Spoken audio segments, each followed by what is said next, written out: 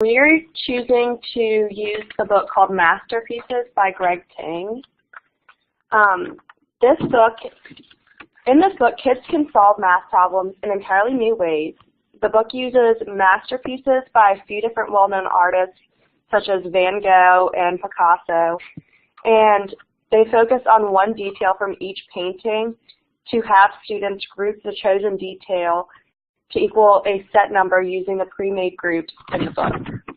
A little bit about Greg Tang. He is an author on the New York Times bestseller list. He's written 8 books about math, including The Grapes of Math, Math for All Seasons, and Math Appeals, among many others.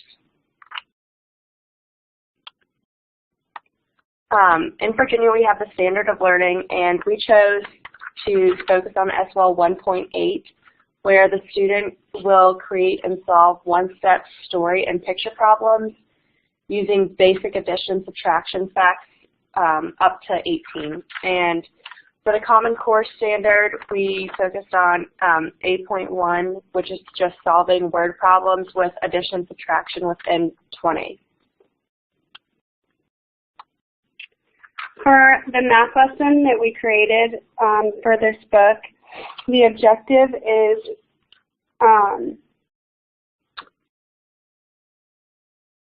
to have students be able to group numbers in sequence using addition. And it's focused on a first grade level. However, you can definitely incorporate this in higher elementary grades by increasing the numbers you're adding to 2-digit or 3-digit addition problems. The beginning, we would activate prior knowledge by reading the book Masterpieces and ask students to look for math ideas.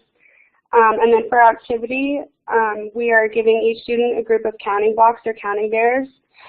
And for this, they will work with a partner and group the counters together based on the page they chose in the book with the corresponding math problem.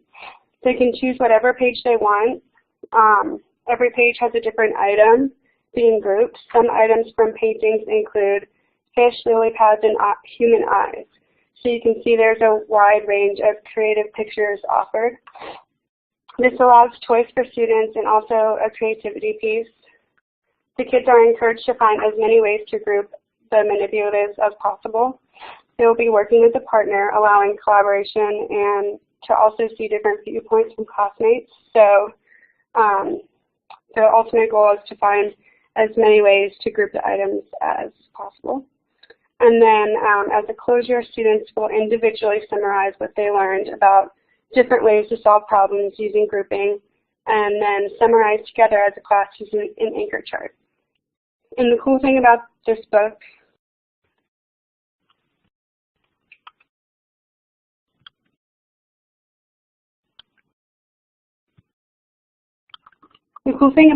is in the back, the author provides an answer key of all the ways that he came up with grouping the items on a page. So after the class reviews all the ways that they came up with, they can go back and check to see if they discovered all the ways that were listed in the book.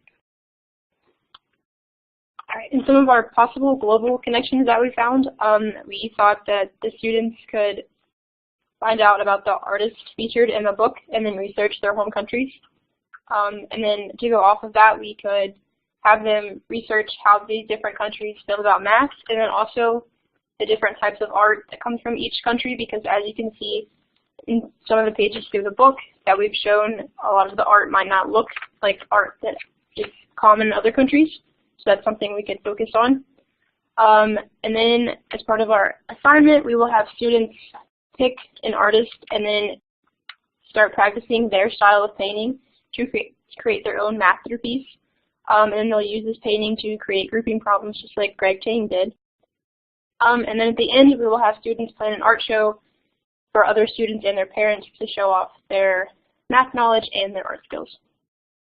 And then here we just wanted to include some possible examples of student art and how we could talk about math in each one. For instance, the car picture, we could talk about the tires or the windows.